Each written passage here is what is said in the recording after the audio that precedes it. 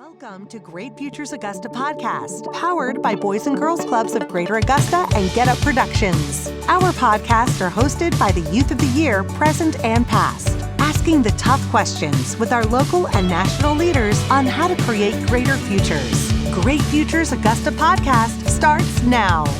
What's up, everyone? Welcome back to the Great Futures of Augusta podcast. My name is Mackenzie Watson, 2022's Youth of the Year, the CSRA. And I am Antonia Rowland, the 2023 Youth of the Year of the Boys and Girls Clubs of Greater Augusta. Yeah. Today we have Deke Copenhaver. He served as mayor of Augusta, Georgia from 2005 through 2014 and helped transform the community by attracting businesses, implementing social programs, and addressing the needs of unserved populations.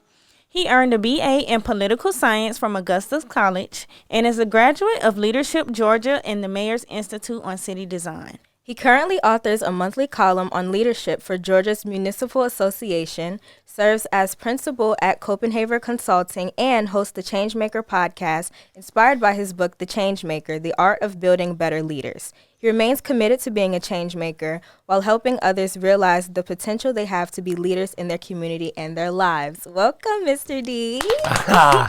Thank y'all so much for having me. This is awesome. Thank you for coming. Yes. And tonight, you want to lead off our conversation today? Yes. So how are you? I'm good, Antonia. How are you? I'm great. Okay. I'm doing good too, guys. Well, man, congratulations to both of you guys for being Youth of the Year. That is awesome. Thank you. And I think y'all both have very bright futures too.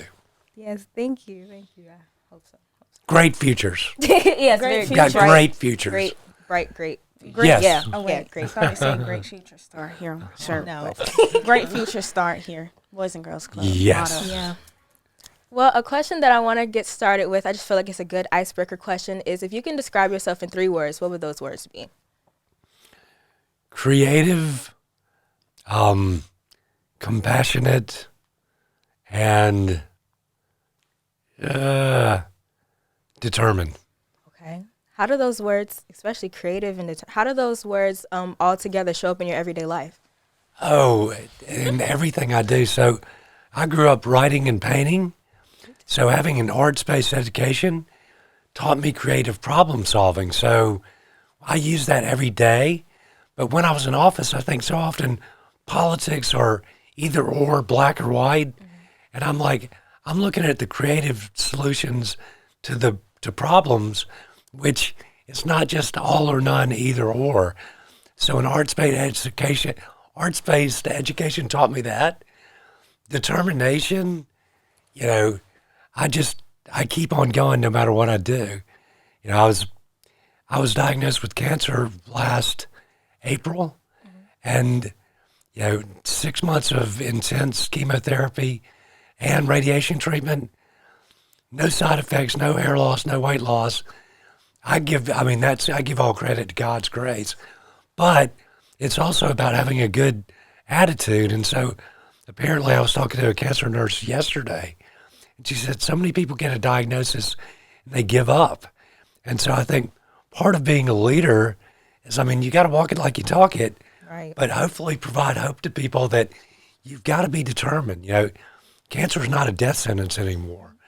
And compassionate, I believe we ought to care for others and have empathy because, we're all in this life together. Nobody gets through the human condition unscathed. We all have tragedy and triumph, but that should give us empathy towards each other.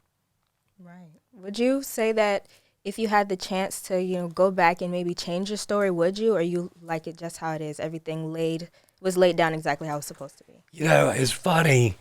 So I turned 56, if you can believe that, on Monday. Okay. But I'm like, even with my cancer, I'm in 9 years in the mayor's office writing a best-selling book. I'm like, I think that God has taken every one of my experiences in 56 years on this planet to prepare me for whatever comes next. Right. And what that's going to be, I don't know yet, but my life has been a pretty cool story. It's had its ups and downs, but I wouldn't trade it with anybody else's. I agree. Since you mentioned you were diagnosed with cancer last year, what determined you to keep going and not give up? it's just sort of my mindset. It's funny. So I actually got diagnosed in April, but I started my second book the beginning of this year, and it was flowing so good. I'm like halfway through drafts by February, and then I get diagnosed in April. But so in going back and looking back at it, starting to write it down just last week. So the weekend before I went to get an endoscopy, which they take a tissue sample, that's what determines if your tumor is or is not cancer. So that Saturday I went out and ran 4 miles. And I'm like, because I wanted to go tell that doctor on Monday, I'm like, hey man, I might have cancer, but I'm in good enough shape to run 4 miles 2 days ago. But I think, in life they say it's fight or flight. Right. You either for survival, you either fight or you run away. Mm-hmm. And I'm like, I think that 4 miles was the beginning of we're going to fight this. I'm not running away from it. I'm going to take it head on. So like I asked the doctor, I'm like, can I continue to work out? Because that's part of my life. I mean, staying physically fit. I've done like 5 half Ironmans. But he said, as long as you feel like it, I would highly recommend it. So, I'd get radiation therapy and go straight to the Y and work out for 45 minutes. But it just works for me. But somebody said, how do you have such a good attitude? I'm like, because I don't want to bring my friends and family down. Right. And I loved going through chemotherapy because God gave me a spirit of peace and calm. And not everybody gets that. And cancer is scary, but I'm like, getting to go in and share that and lift people's spirits, and it's a mutual thing because doing that for other people lifted my spirits as well. I love what you said about the fight or flight, how with big decisions you either fight it or you run from it.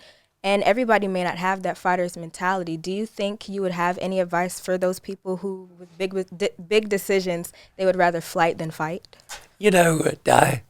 Once you do it once, you get sort of used to it and get good at it. But I'll tell you, like, for a cancer diagnosis, one thing that I was writing, so I said, as soon as I got the diagnosis, I said to the doctor, okay, ma'am, I'm going to make an agreement with you. I don't want to hear any prognosis. I don't want to hear any odds because I've been beating the odds my entire life.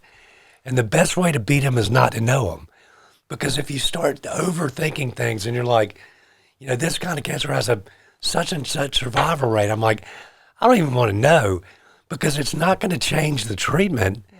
But so I'm not a doctor. I left it up to them. I'm like, I trust you guys. You have medical degrees. I don't. But I looked at it like training for a race. I'm like, you just tell me what I need to do to get better, and I'll do it. So that's my training regimen. What you just said reminds me, do you know who Blue Ivy is? I do. Okay. What you just said reminds me of a quote that I think she's like 9. She said, Jay-Z and Beyonce's daughter. She's 10. But she said this thing. She was like, I've never seen a ceiling in my whole life. And I try and I think about that every day. And with every decision I make, try and reach for the stars. So what you just said really reminds me of that quote. Man, that's so cool. You compare me to Blue Ivy. Next is going to be Taylor Swift. Are you a Taylor Swift fan? I think she's extremely talented. I do like her music. I mean, but I'll tell you this. Everything I do in life, and this is about leadership, is bringing people together on common ground and making them feel like they fit in. But I was talking to a girl out of Switzerland yesterday who's starting a podcast, and I was saying, so Taylor Swift's concerts, I've got 2 great nieces that are over the moon for her, but I'm like, you take all these people, and it's not just young people that are fans, but they go to this, and it's like a communal event, and you have some people that might feel like they don't fit in life, but they're Swifties, and so they're like, we're all part of this. And I'm like, that's what I always try to do. I did it when I was in office. I'm like, it feels good to feel like you fit in and like you belong. So, I learned from Taylor Swift. I learned from everybody I watch. So So you have such a good personality. I wanted to tell you that. Thank you. And throughout the span of your lifetime, I know you've met so many awesome people, and so many awesome people have put an impact on your life. But who inspired you the most? My dad. He was my true north. So his father passed when he was 12 years old. He lived on a farm in Virginia. So he and his 3 brothers and sisters were raised by a single mother in Virginia who was a school teacher. So he went on to become a corporate CEO, but he never let us forget where we came from. And I'm like, that was during the Great Depression. I'm like, for a single mother to raise 5 kids then, but it taught him his work ethic and everything. But I'll tell you one great lesson that he taught me. So when we moved here to Augusta, he was CEO of a chemical company that produced fertilizer called Columbia Nitrogen. So as I say, he grew up on a farm. He loved to garden. So I'm like 4 or 5 years old, and he's about to start a vegetable garden. So somebody delivers a load of compost, to compost and to grow the vegetables. So they left a brand new wheelbarrow with the compost. So my dad sent it back.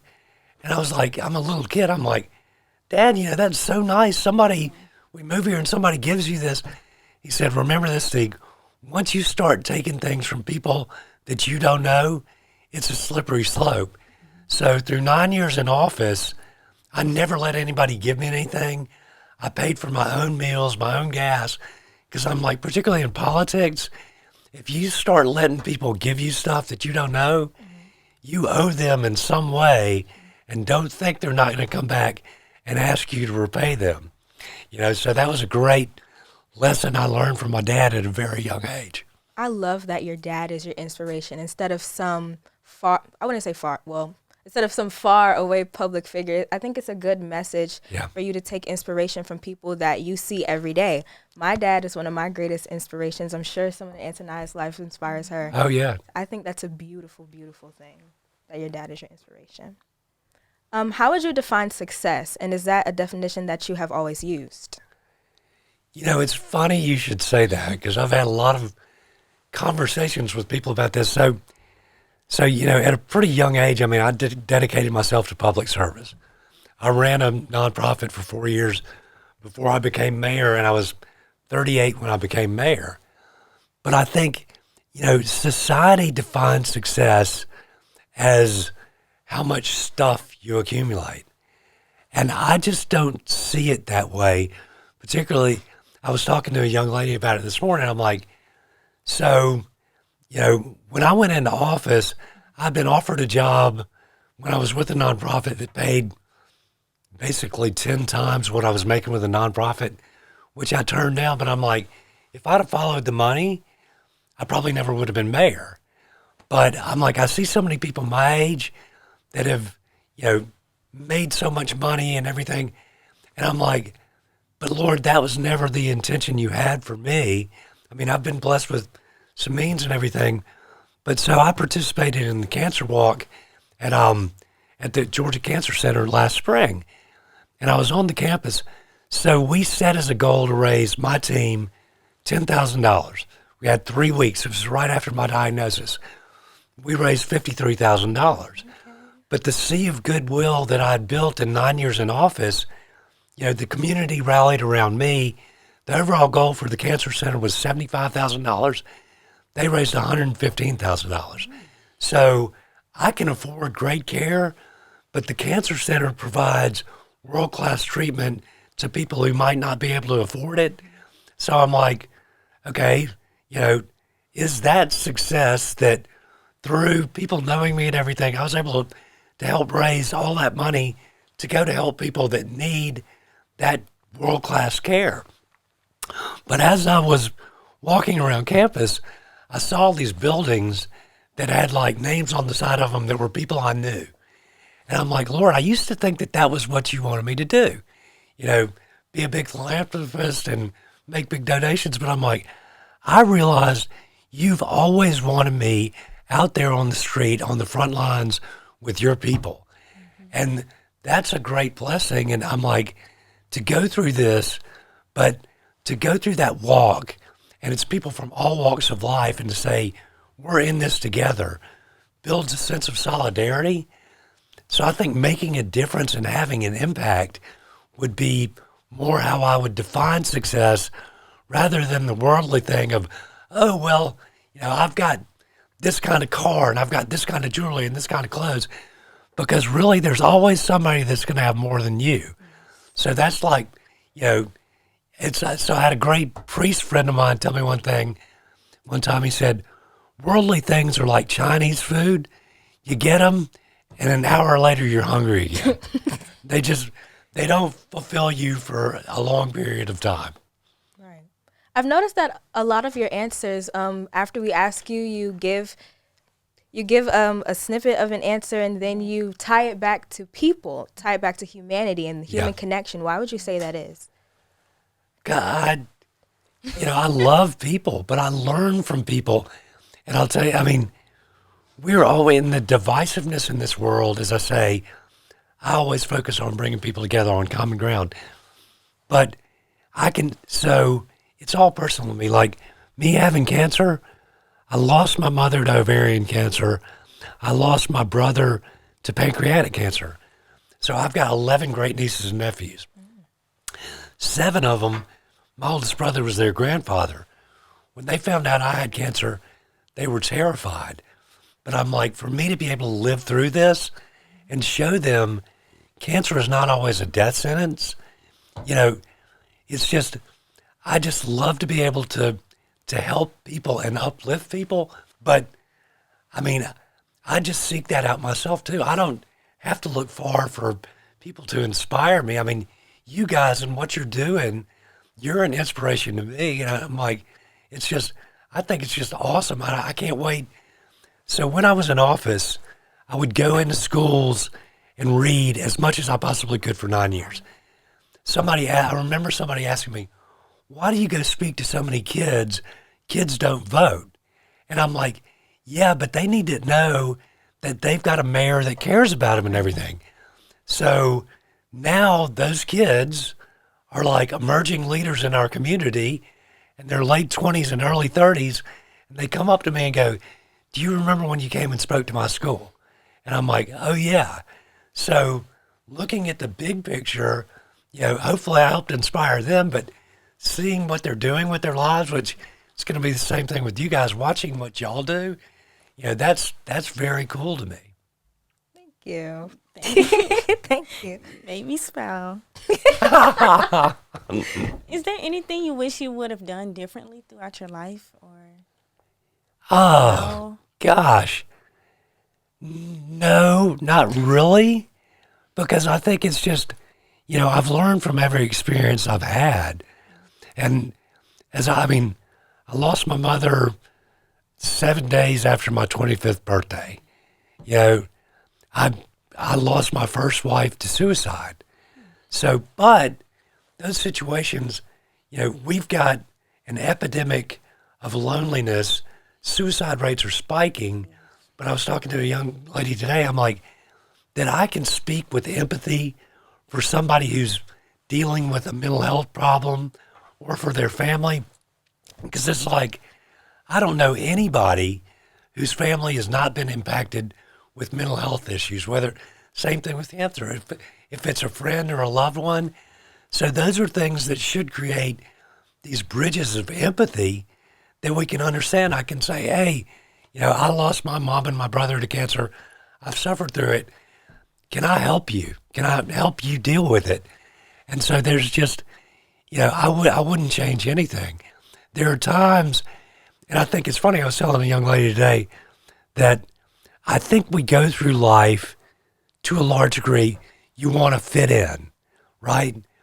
But fitting into a clique means you might have to compromise your character. And I'm like, what I've realized is I don't want to make people feel like they fit in.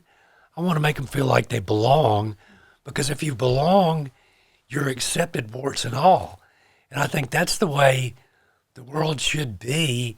If we're not putting stipulations on, well, I'm not going to be your friend unless you hang with these kids or something. I'm like, no. It's okay to be different. Right. It's okay not to be exactly like everybody else. Speaking of change, would you say that the state of Georgia or even Augusta has changed since you've been in office? Yes. And I will say politics have always been divisive, but I would say particularly not as much as at the state level. At the local level, our new mayor is a good friend of mine. I strongly supported him. I believe in what he's doing. But like at the national level, politics have gotten so ridiculously ugly. And I'm like, that is not what the American people want to see. You know, they want to see both parties working together to solve problems. And I'm like, what we're seeing now, it's like worse than high school kids. I mean, you probably have like student councils and all that behave a whole lot better than a lot of people in Congress do. And I'm like, what message does that send to your generation? You know, if you've got elected officials in Washington acting like fools and they're supposed to be leaders in our nation, I'm like, that just doesn't send the right message. But I think your generation excites me because you're collaborative. You've got a social conscience. You want to work together. I mean, you've got so many natural leadership skills. And so often people are like, oh, well, the younger generation's always on their phones and they don't listen and all this. I'm like, I'm Generation X, and it's like, well, they're all lazy and everything. Every generation has something to give, but people, they say the same thing about every generation. They don't understand. They have no work ethic. But I think you guys have so much to offer that I honestly think that you guys are going to change the world for the better, which is what keeps me in the game. So hopefully it's a two-way street. Hopefully I can inspire y'all some. I can teach you through lessons learned, but just know I get it back because you guys inspire me.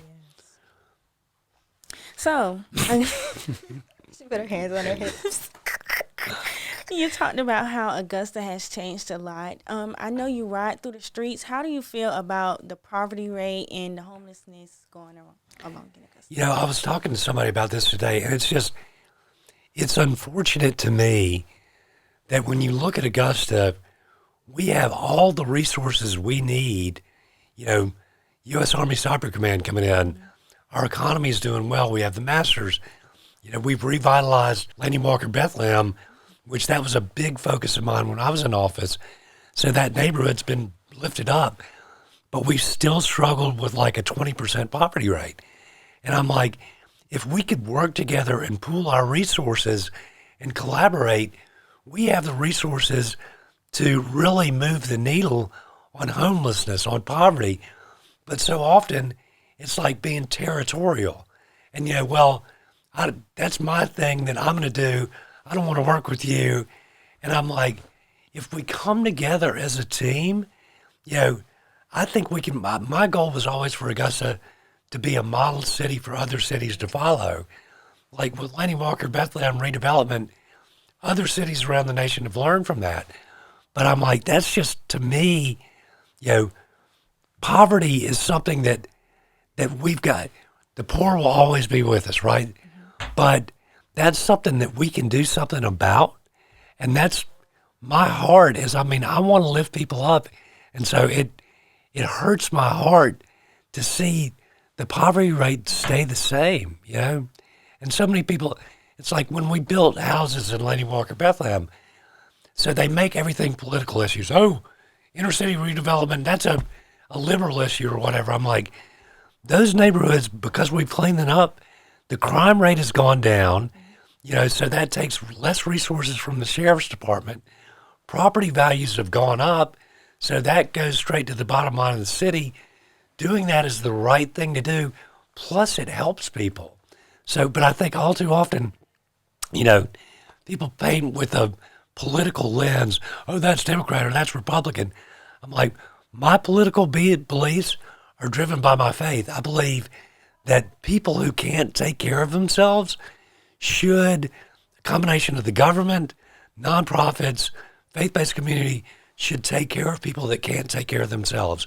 And they're out there, but I'm like, if you're able-bodied and are able to work and have access to a job, I think you ought to work. So that's not political. That's just, that's kind of what the Bible teaches us. If you can do one thing to change the world, political or not, what would that one thing be? It would be to do away with the mistrust and the hate and the anger. And I'm like, so leadership to me is about making people feel safe, secure, and their voices are heard, and that they're included, and that they're part of the dialogue. I think all too often we mistake bullying for leadership. So if you have to use fear and manipulation to get your way, that's bullying. And we see that in politics. We see that in countries where we see war and everything. It's about power and control. And my concern is about the people. I'm like, people don't generally start wars, governments do. And a lot of times people can get caught up in the crossfire. But I mean, I just believe, that there can be peace in this world, but it's got to start at the grassroots level.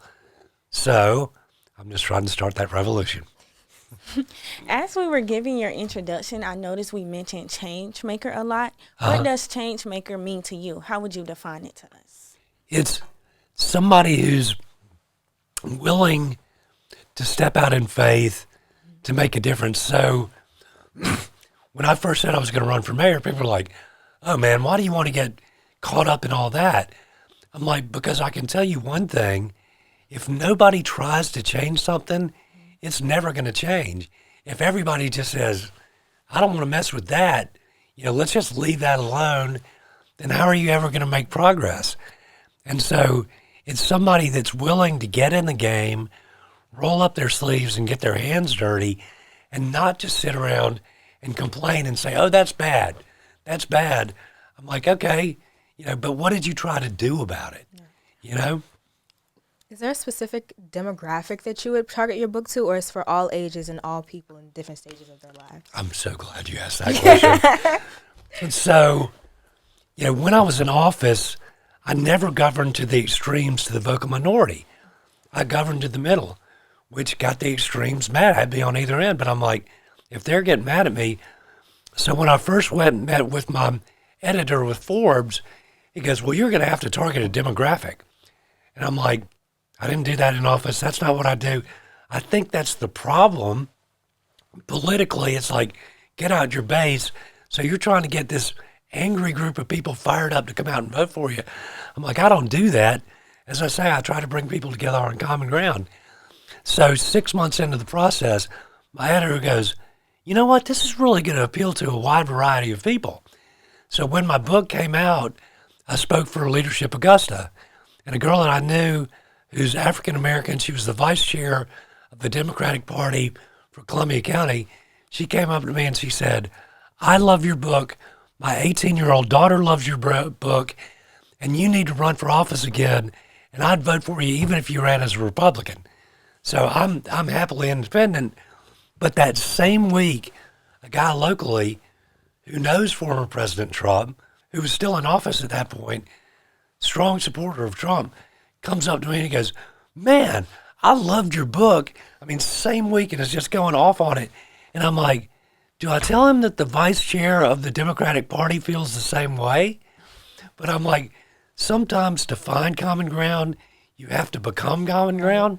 So I love that people from all over the world have reached out to me. And I'm like, okay, you got a dyed-in-the-wool conservative Republican white guy and a black lady who's very liberal Democrat. They'll probably never have a conversation. But if they can both agree that they like my book, that's a conversation starter. And you've become the common ground. Yeah, and so young, old, but somebody was telling me that their grandmother loved it so much, but that their teenage kids did as well. So this couple's grandparents were talking to their teenage grandchildren about my book, and I'm like, that is so cool, and that's the desired outcome.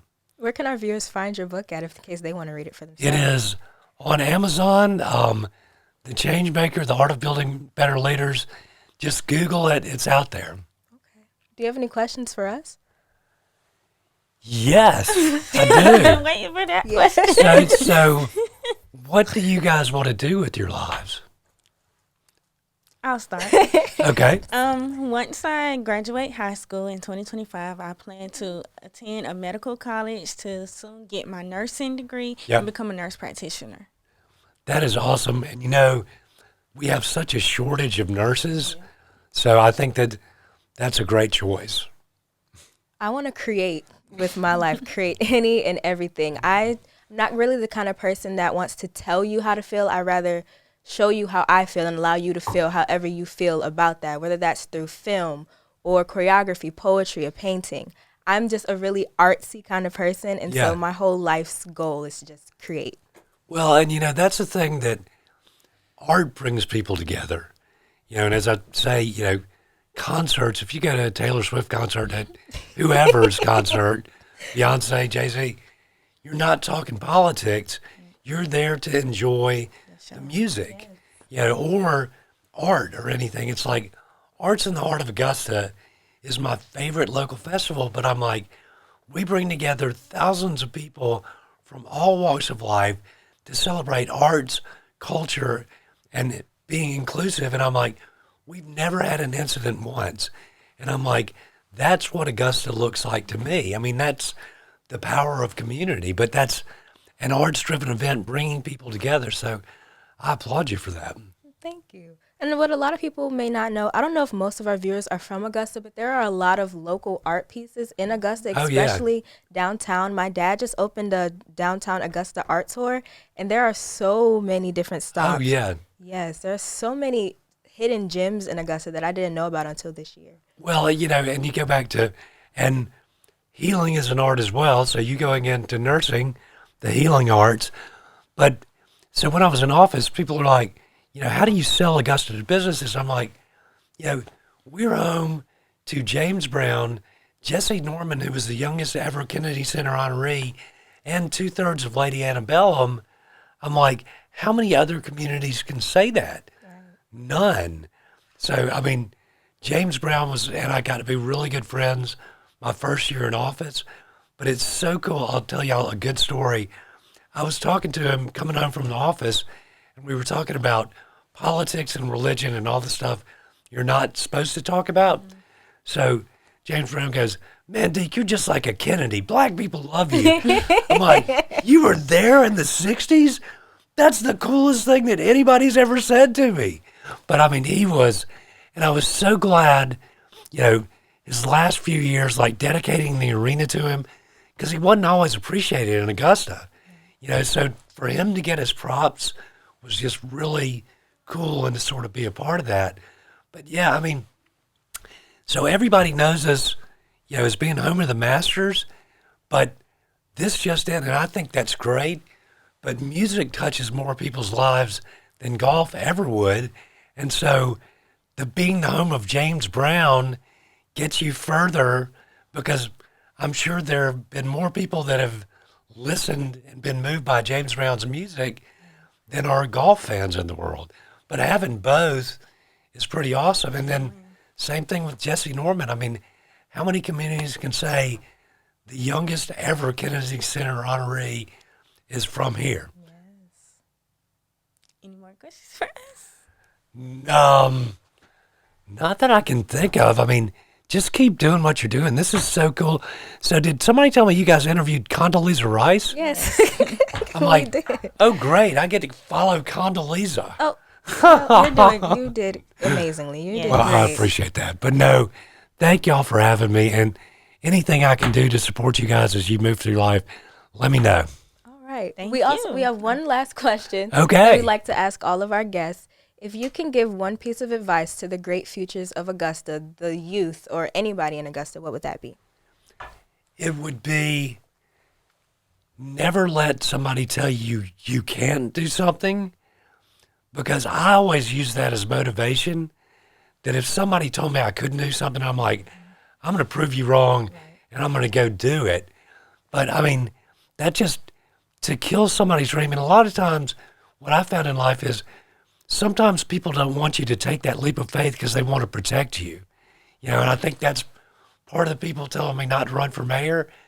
But you can say politely, understand, you're trying to protect me, but this is something that I want to take this leap of faith because, you're not going to change the world unless you take that leap of faith. Right. So don't be afraid, and you're never too young to lead. Never, because we're 16 and we are. Exactly, and y'all are living proof. Yes. Well, thank you so much for talking with us today. Thank y'all so much for having me. Yes, anytime. Thank you, everybody, for watching the Great Futures of Augusta podcast. Make sure you tune in for our next post to see who we're having. Thank you, guys. Thanks, guys. You have been listening to Great Futures Augusta podcast, powered by Boys and Girls Clubs of Greater Augusta and Get Up Productions. Voiceover by Shannon Holly Voiceovers. Learn more about our podcast and get involved at bgcgreateraugusta.org. Thank you for tuning in.